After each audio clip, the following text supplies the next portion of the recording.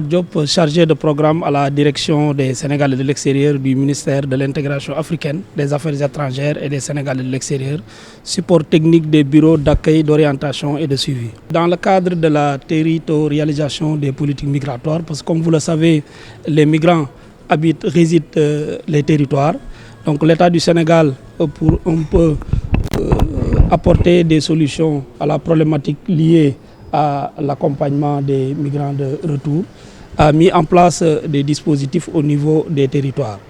Et ces dispositifs, parmi lesquels on peut citer les bureaux d'accueil, d'orientation et de suivi, mis en place par le ministère de l'intégration africaine, des affaires étrangères et des Sénégalais de l'extérieur, à travers donc, la direction des Sénégalais de l'extérieur, qui se trouve être le bras technique donc, du ministère. Ces bureaux sont installés dans les différentes régions du Sénégal.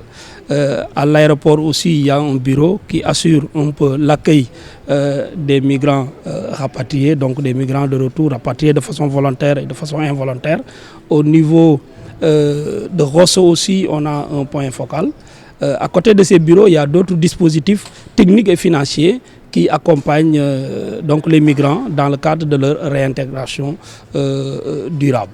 Ça, je crois que c'est des éléments extrêmement importants. Et à côté aussi, il y a la société civile, partenaire privilégié, stratégique donc, de l'État du Sénégal, qui accompagne cette dynamique donc, des migrants de retour par rapport donc, aux besoins qu'ils expriment au retour dans leur pays d'origine. Au fait, la problématique liée à la migration féminine, c'est vrai que ces dernières années, on a noté quand même que cette problématique effectivement commence à prendre de l'ampleur. Effectivement, avec des partenaires comme l'OIM, on a quelques chiffres, mais ces chiffres-là aussi doivent être mis à jour. Parce que comme vous le savez, au Sénégal, on a cette problématique liée aux données. Mais l'État du Sénégal est en train, avec ses partenaires techniques et financiers, comme l'Union européenne et d'autres partenaires, nous sommes en train quand même de travailler pour trouver des solutions durables par rapport à cette problématique. Mais il est clair qu'effectivement, ce fléau s'est bien installé. Des femmes partent de façon régulière comme de façon irrégulière, mais l'État a toujours le devoir quand même d'encadrer ces voyages-là, parce que toute personne a le devoir de partir, mais l'État quand même a le devoir d'encadrer ces voyages-là. Comme je l'ai mentionné à travers mon allocution, c'est souvent des motifs qui les poussent à partir, parce que c'est un genre assez vulnérable. Et d'autres problématiques aussi poussent ces femmes-là à partir. Une fois dans les pays d'accueil aussi, il y a des difficultés énormes quand même qu'ils encourent. Donc c'est le moment véritablement de les sensibiliser davantage par rapport donc à toutes ces difficultés-là qu'elles pourraient rencontrer au courant de la traversée, donc au moment de faire la traversée pour aller de l'autre côté. Et aussi, une fois arrivé aussi, ça ne sera pas aussi simple qu'elle pourrait le penser. Là-bas aussi, il se pourrait qu'il y ait des difficultés. Mais toujours est-il que l'État a pris ses devants. Parce qu'au niveau donc, des pays d'accueil, l'État du Sénégal, avec ses amis, les pays frères, des pays partenaires, a installé des missions diplomatiques et consulaires, des ambassades, des consulats, qui assurent effectivement cet accompagnement-là de ces compatriotes qui, une fois arrivés, trouveront sur place ce dispositif-là qui essaie un peu de les accompagner, bien sûr en rapport avec, disons, l'État du Sénégal et ses structures déconcentrées. Madame Abissa, je suis la coordonnatrice du REMIDEF, Réseau Migration Développement du Congat. Bon, les thématiques du jour, comme on l'a dit, donc, nous avons en tout cas identifié 3 thématiques majeures. D'abord, sur la question des réfugiés, des personnes rapatriées, demandeurs d'asile, les réfugiés demandeurs d'asile et apatrides. Donc, c'est une question importante, en tout cas, qui nous interpelle en tant que société civile. Nous avons aussi les questions de genre et de migration. Et quand on parle de genre, c'est surtout aujourd'hui la problématique se pose en termes de féminisation de la migration. Et aussi l'autre troisième thème, c'est sur la territorialisation de la gouvernance de la migration. Voilà les 3 thèmes sur lesquels nous voulons aujourd'hui réfléchir. Et c'est un principe que nous menons en tant que réseau, de réunir les acteurs, au-delà des acteurs de la société civile, pour partager nos expériences, mais aussi en fonction du vécu, essayer de formuler des recommandations que nous allons soumettre en tout cas aux décideurs sous forme de recommandations directes ou de projets de plaidoyer.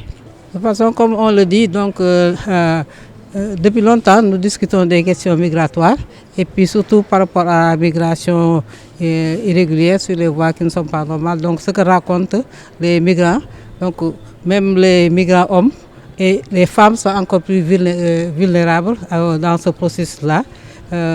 Et comme on l'a dit toujours, il y a eu plusieurs enquêtes qui ont été faites, du travail qui a été fait surtout par rapport à la migration qui n'est pas régulière.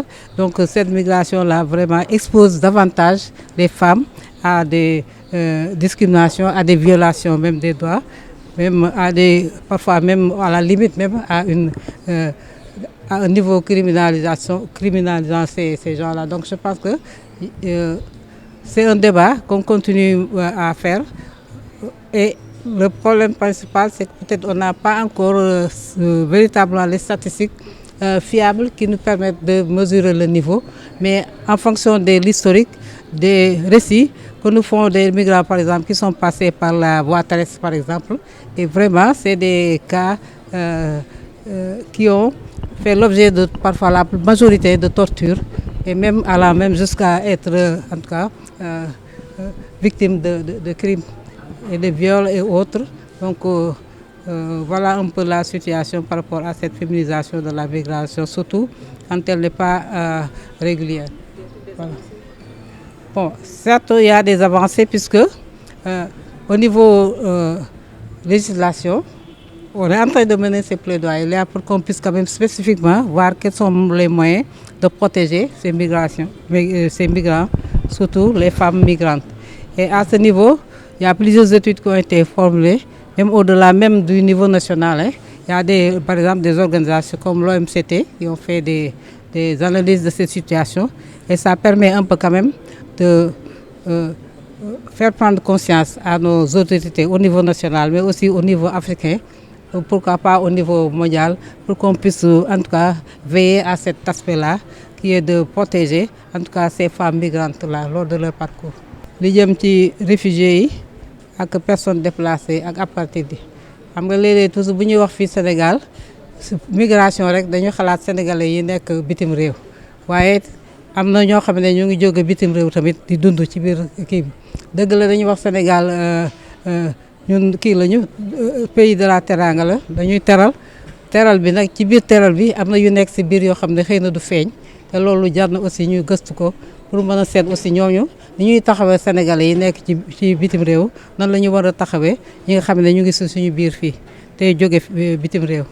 Donc loolu benn bi la beneen bi ñu ngi wax ci jigéen ñiy tukki ndax boobu jigéen bu daan tukki da daan ànd ak jëkkëram wala mu jàngi wala mu def léegi nag gis nañu ci at yi yëpp jigéen bi mooy jël dogalu boppam bëgg a dem tukki te tukki bi surtout bu dee tukki bu jaarul yoon la dégg nga li góor ñiy daj ci coono ñoom li ñuy daj moo ko ëpp donc loolu tam jar na ñu waxtaan si seet ba xam luñ ci génne pour solution pour ñu dig di tegtal pour nit ñi jóge ci pour lii xaw a même buñ ko mënul dindi aussi am lu ci changer quand même. Beneen thème bi mooy bu ñu waxee migration politique yi ak yëpp ñu ngi ciy wax waaye bu ñuy wax migration ci biir kër gi lay njëkke quartier bi soo ko ñëw xëy na commune bi xëy na région bi avant muy dem ci Sénégal yëpp donc loolu jar na ñu tëral ay charte wala ay dogal yoo xam ne dina dugg ci niveau yooyu yëpp loolu moo tax nag pour ñu jàpp wàcc ba ci communauté bi war na am njëriñ pour affaire tukki bi ñu seet nan la ñuy tërale ay charte aussi si boobu côté dëgg la état bi mu ngi ciy def liggéey bu am solo dégg nga surtout avec BOOS yeeg yooyu dégg nga loolu yëpp aussi dafa laaj ñu continuer toujours di ci xalaat pour seet nan lañ en tout cas nan la ñuy def ba liggéey boobu ñuy def liggéey bu am solo bi ñuy def bu gën a jëm kanam te ñi tukki ñi mën see jëriñu voilà loolu mooy ñetti thèmes yi.